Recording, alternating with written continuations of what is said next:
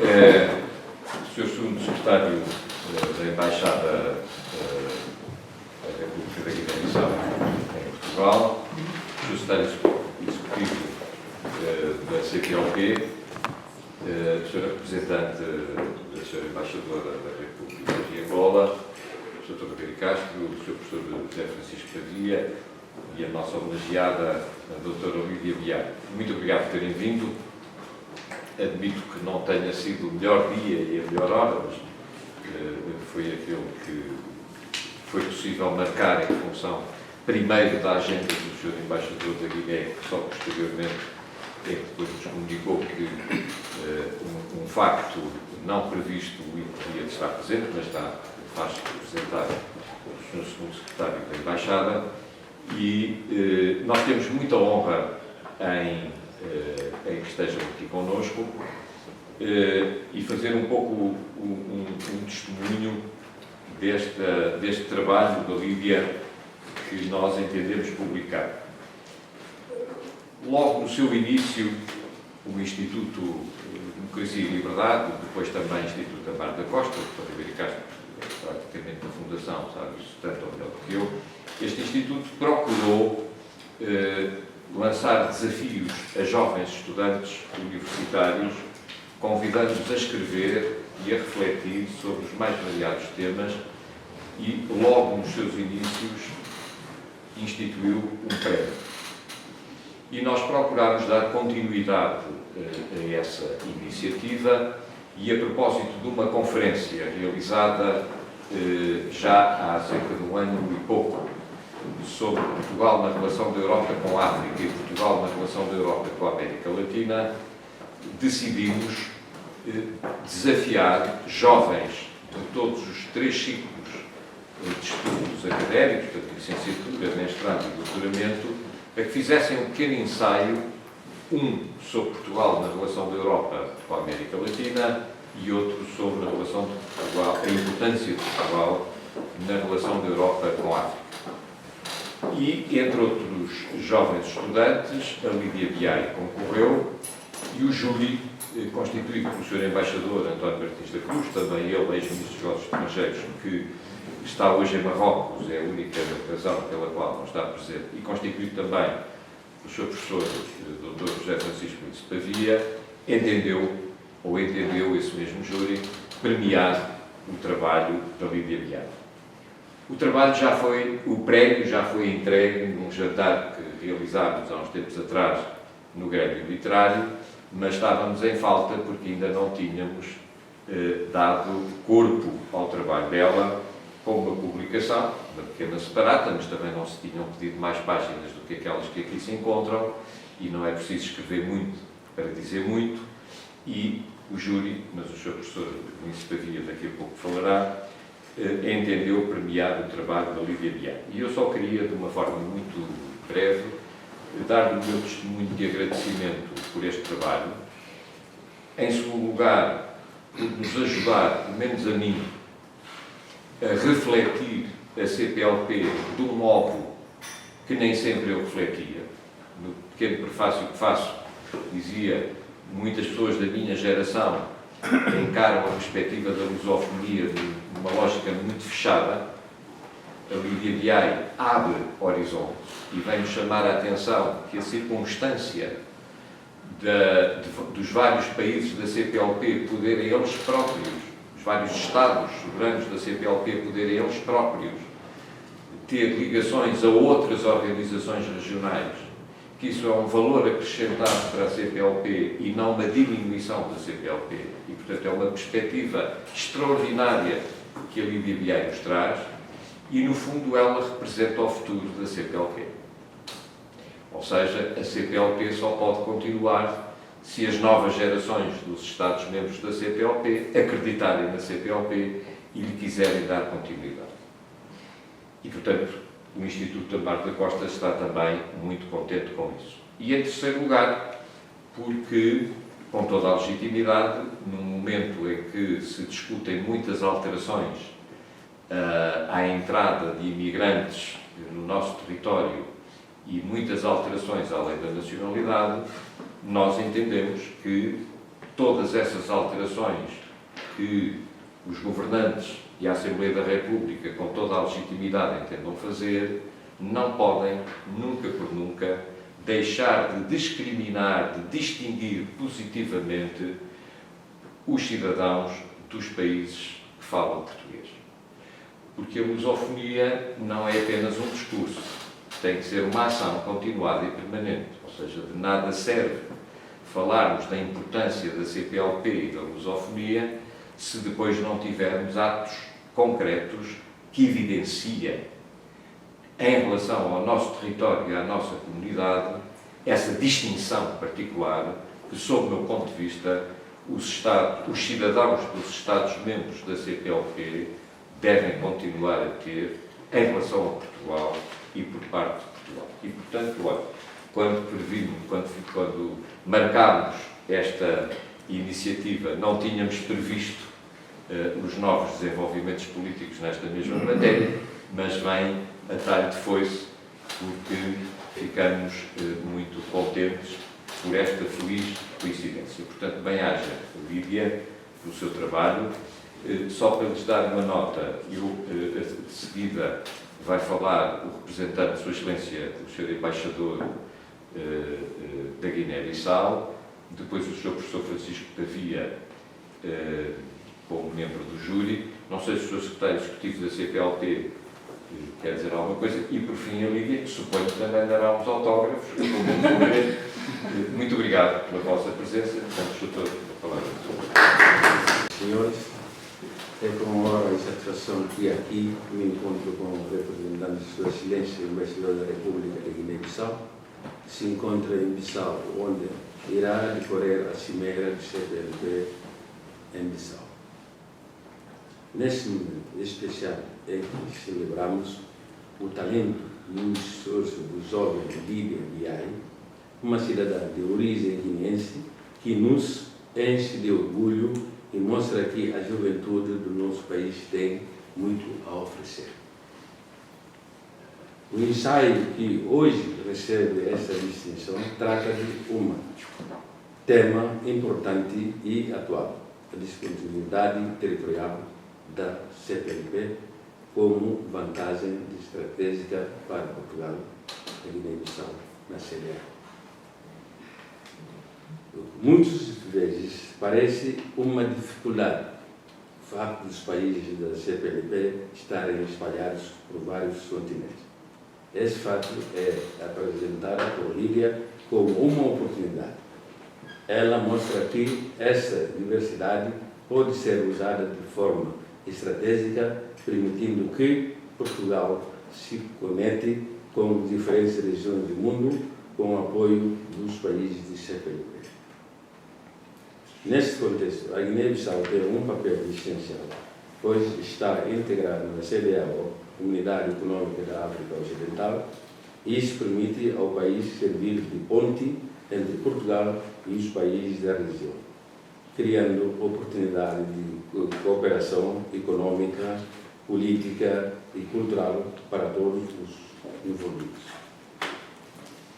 A autora convida-nos a olhar para a CPLP como muito mais do que uma comunidade de língua portuguesa.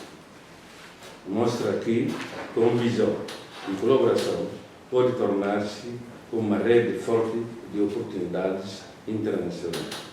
É uma ideia que vale a pena ouvir, estudar e aplicar. A todos os jovens, este momento mostra que o conhecimento abre caminhos.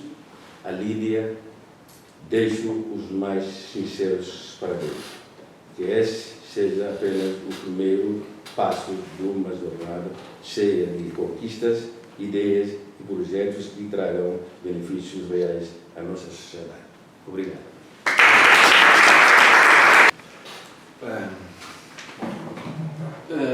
Muito obrigado. Antes de mais, cumpre-me, em primeiro lugar, cumprimentar o professor Manuel Monteiro e agradecer o convite para aqui estar, na sua qualidade de presidente do Instituto Adelina Mar da Costa, Instituto de Democracia e Liberdade, Também cumprimentar, obviamente, as outras pessoas que estão aqui, nomeadamente o representante do Sr. Embaixador da Guiné-Bissau, obviamente a premiada, a Lídia, também o Sr. Secretário Executivo do CPLP, Embaixador Zacarias da Costa, e a representante da Embaixada de Angola, e também, já agora, o Dr. José Ribeiro Castro, o Presidente da Sociedade Histórica da Independência de Portugal, e, obviamente, as outras pessoas que são tão dignas de serem mencionadas como todos os anteriores. Como foi dito, eu fui convidado para fazer parte deste júri, juntamente com o Embaixador Martins da Cruz, na sequência de uma conferência que foi organizada pelo Instituto Democracia e Liberdade, conferência essa que tinha como tema genérico Portugal na relação da Europa com a África. E foi uma tarefa, diria, difícil, porque tivemos um conjunto significativo de candidaturas para este prémio e depois, enfim, de alguma conversação, chegámos à conclusão, e foi unânime, tenho que dizer, que de facto o trabalho da doutora Lídia Biai era, efetivamente, e é, efetivamente, o melhor dentro de todos aqueles que tinham sido apresentados e, portanto, obviamente que não foi difícil, digamos, escolhê-la e, portanto, merece, obviamente, este prémio por todos estes motivos que acabei de referir.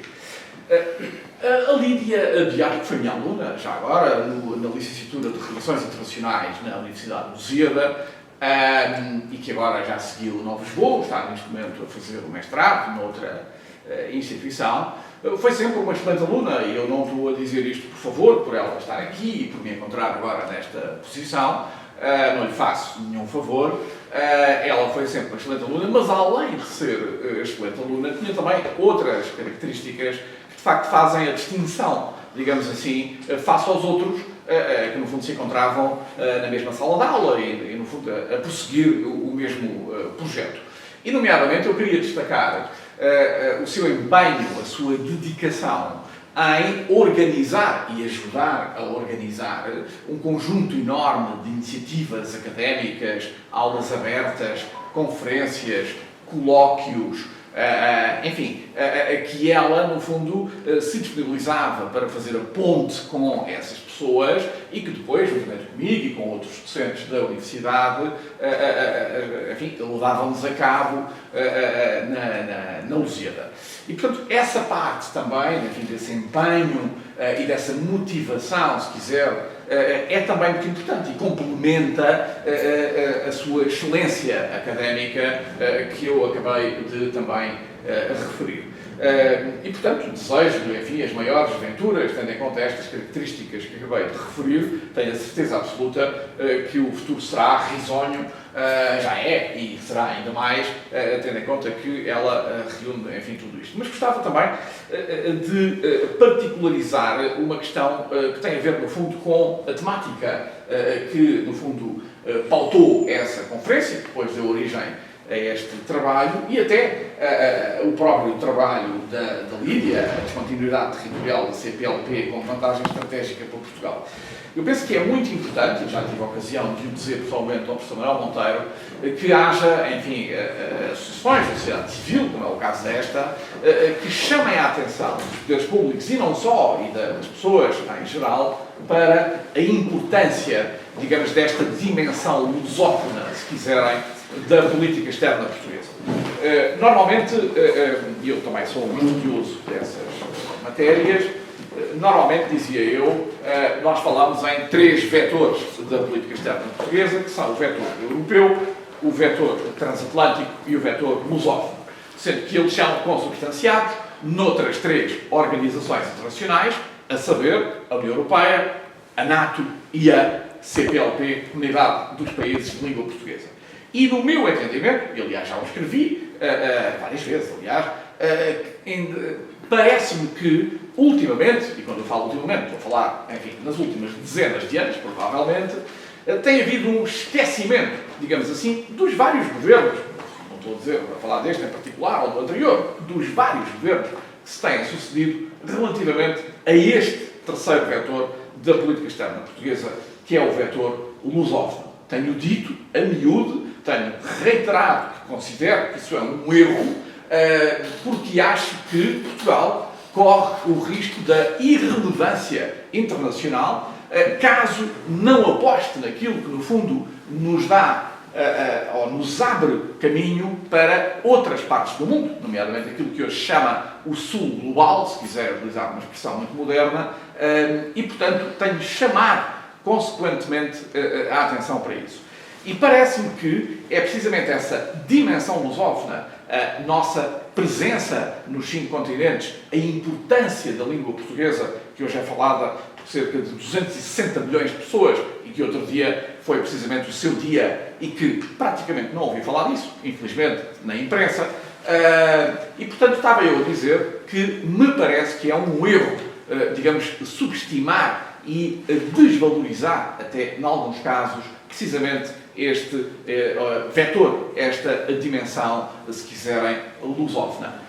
Mas tenho dito não só relativamente à CPLP, mas também à NATO, porque, se repararem, tivemos uma cimeira muito recente, enfim, toda a gente ouviu falar, em que, mais uma vez, se falou quase exclusivamente no flanco leste dessa aliança, esquecendo-se completamente que existem outras geografias, nomeadamente o flanco sul, a que eu tenho também tentado chamar a atenção para isso, sem muito sucesso, diga-se de passagem, porque infelizmente, enfim, como nós sabemos, todas as atenções estão agora voltadas para o leste, pelos motivos que escuso estar aqui a explicar, e que, portanto, obviamente, depois as outras dimensões acabam por cair bastante no esquecimento. E, portanto, não me vou alongar muito mais.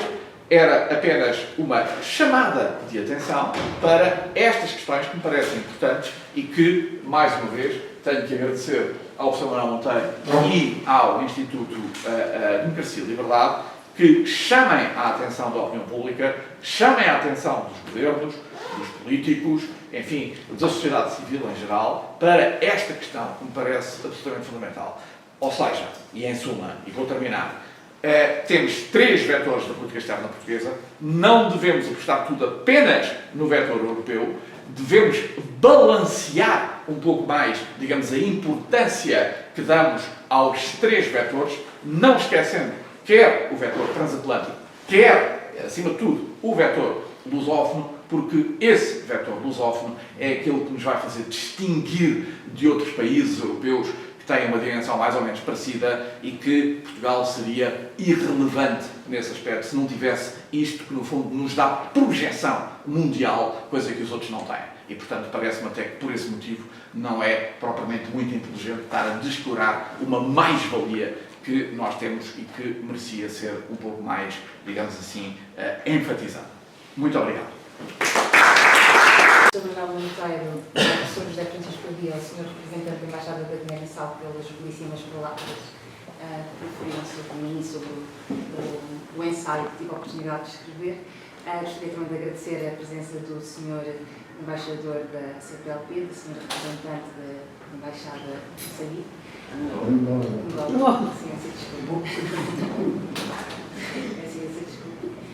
E do Dr. José Ribeiro Castro. Gostaria de agradecer ao Instituto Amar da Costa pela dinamização destas iniciativas que dão uma oportunidade aos jovens de pensarem realmente sobre a posição que Portugal deve ocupar no mundo, com que países e, sobretudo, nesta conjuntura, com os países com quem partilha a língua, com quem partilha grande parte da sua história e grande parte até da sua identidade e memória. Este tipo de iniciativas são cada vez mais importantes, sobretudo numa geração que eu vejo que está cada vez mais afastada desta ideia de lusofonia. Agradeço muito ao professor Manuel Monteiro e ao Instituto Amar da Costa por continuarem a fazer iniciativas que nos relembram da importância que é pensarmos nesta orientação estratégica de Portugal. A minha ideia para o ensaio saiu precisamente desta conferência que estávamos aqui a falar, da conferência elaborada há um ano e alguns meses pelo IDL, em que a ideia de todos os países que integram a CPLP estarem integrados em diferentes organizações regionais poderia constituir como uma limitação à cooperação entre os países da lusofonia. E eu saí dessa conferência a pensar, então, mas e se, em vez de vermos esta realidade como uma limitação, se pensássemos como uma oportunidade de chegarmos a regiões que talvez somos mais distantes, de conseguirmos ter algum impacto em regiões que não nos são tão próximas, através dos nossos aliados mais antigos, os países que partilham a cultura e a identidade connosco. E foi com essa pergunta que efetivamente comecei a pensar no caso especificamente da Guiné-Bissau, no caso da CEDEAO, naturalmente que ainda é uma ideia em construção, que procuro aprofundar agora na minha tese de mestrado,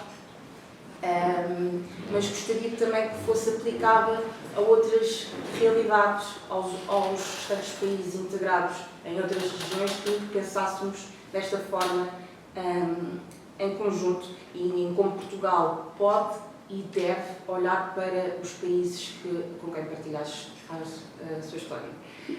Por fim, queria agradecer a todos por estarem presentes, à minha família por me apoiar sempre e aos meus amigos por estarem aqui. Muito obrigada.